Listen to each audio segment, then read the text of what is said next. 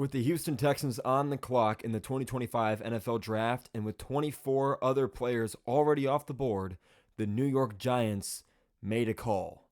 The 34th pick, the 99th pick, and the next year's third being sent to the Houston Texans so that the Giants could step in front of the LA Rams at pick 26 and select a quarterback.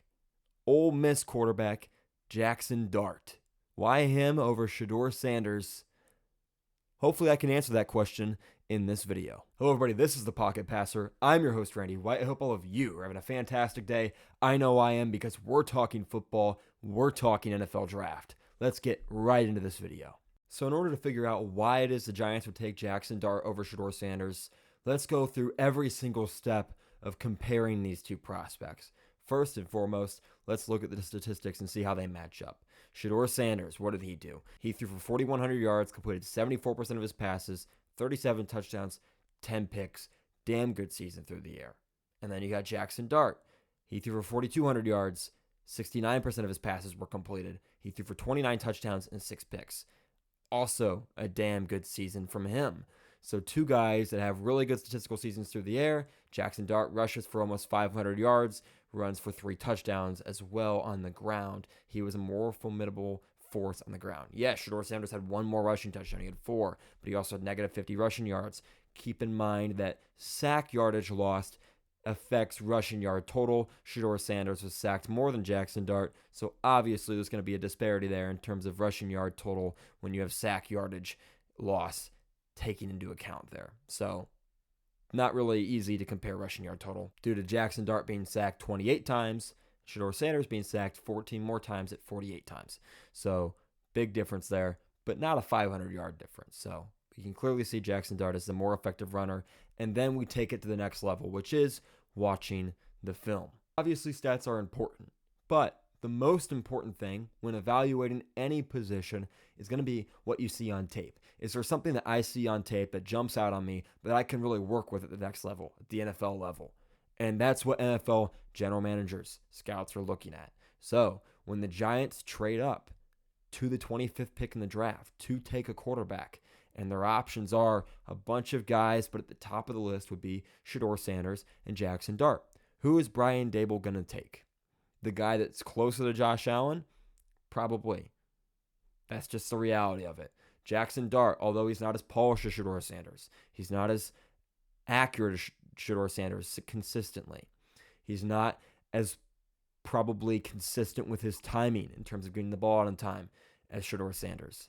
He isn't those things. He's not as polished. He's not as NFL ready. But if I'm the New York Giants and I have Russell Wilson and I have Jameis Winston and I watch the film and I see this big, strong guy that's willing to run people over, that can move better than Shedeur Sanders can, that can throw the ball further downfield than Shedeur Sanders can, that is a higher ceiling prospect. He might be a bigger project with a lower floor because his floor is Zach Wilson. His floor is Brian Daboll and Joe Schoen or Shane or however you say his name are out of a job. They're fired. They're done. So they better get this right. But his ceiling is this guy can bail us out if we don't necessarily have everything we need to win. We might blow a protection. We might not have the greatest receivers, but we're going to get bailed out because if we have the right scheme and we game plan correctly, this guy's going to go out here, and if we put this guy in a position to win, he's going to go do it, even when some of the players around him aren't up to that same caliber.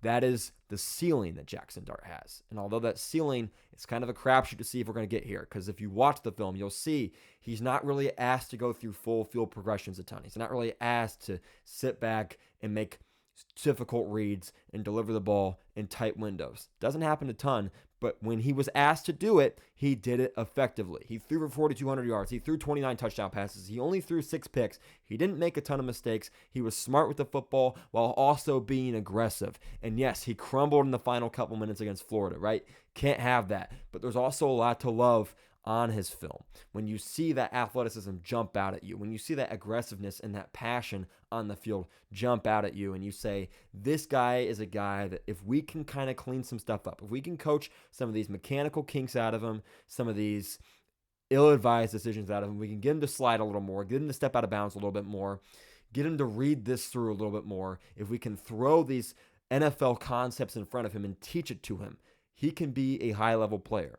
So that's what you have to run into. That's what you have to think about. Sure, his floor, lower than Shedeur's. Where he's at right now, not as good as Shedeur. But where he can end up, in my opinion, and clearly in the Giants' opinion, is higher than where Shedeur Sanders can probably end up. Now, could Shedeur Sanders end up being, like Kuiper insists, the next Tom Brady? I guess. But you don't draft guys expecting Tom Brady. You can't do that. That's how you end up in purgatory forever, right? You can't draft a guy that has limited physical attributes that just in reality is not a first-round talent. He's not. And I know I said mid-late first round, maybe second in my YouTube video breaking down Shedeur Sanders because I like Shedeur Sanders a lot. And I might have drafted him if I was the general manager in the mid to late first round spot. I would have heavily considered doing it. I honestly don't think that that's bad value because I like what I see on tape in terms of his precision, his timing. But the reality is, unless things go really, really well, he's not a top 10 pick. He's Kirk Cousins at Kirk Cousins' peak. Now, Kirk Cousins' peak is highly underrated. Damn good quarterback. I think he can win you playoff games if you've got the right situation around him. But he needs a damn good situation around him in order for it to work out that way. He needs an offensive genius like what Kirk Cousins had with Kevin Stefanski and Kevin O'Connell, right? That's what he had. Justin Jefferson, Adam Thielen, Stephon Diggs, right? Like that level of talent. That's the level that you need if you're that guy. You need help. You need the pieces around you. Now, Shedeur more athletic, more mobile than Kirk Cousins? Absolutely. No doubt. But the limitations are still there. He's more like a more mobile Tua. The ball's got to come out on time consistently. We can't push the ball downfield aggressively because unless there's a ton of separation and we got some speed demon at wide receiver because the margin for error just isn't there. He just doesn't have this big window, right? He can't fit the ball into tiny windows unless the timing is absolutely perfect. It's just not going to be the case. It's got to be perfect timing if you're this guy running an NFL offense. That's just the reality. Again, like Shedeur Sanders as a prospect a ton. But when you compare him to a guy like Jaxson Dart, who's my QB3, Shedeur's my QB2, and you say who has the higher ceiling, and you've got Brian Daboll being the head coach, being the offensive mind, I can't think of a better fit. Brian Daboll and the New York Giants had Jaxson Dart written all over them. I don't know. Haven't you heard a lot of the rumors that Daboll is a Jaxson Dart guy? I've heard that. Yeah, but everything could be wrong. Another thing to consider here, the weather. If you're Pittsburgh, if you're New York, and you've got that New Jersey weather, you've got that Pittsburgh weather. Do you want Shedeur Sanders' arm throwing the football around the yard? Or do you want Jaxson Dart's arm throwing the football around the yard?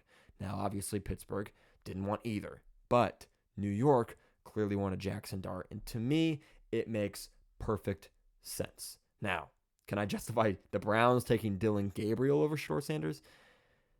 No.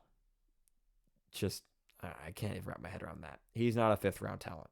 All right. He's a second to third-round talent, and in my opinion, early second-round talent. I would have drafted him mid to late first round because I like the intangibles, but I also wasn't in those meeting rooms. And from the sounds of it, as much as I tried to defend him before the draft, clearly NFL teams said, hey, those reports you're hearing, yeah, they happen because they're true. The interview process, not good. The NFL made that abundantly clear. That's all I got for you guys. Thank you all so much for watching this video. If you enjoyed it, consider leaving a like and subscribing, and comment down below if you think the Giants made the right decision. If you're a Giants fan, are you excited about Jaxson Dart? Do you wish you had Shedeur? Where do you stand on their selection? Thank you all so much for watching. I will see all of you in the next video. Peace.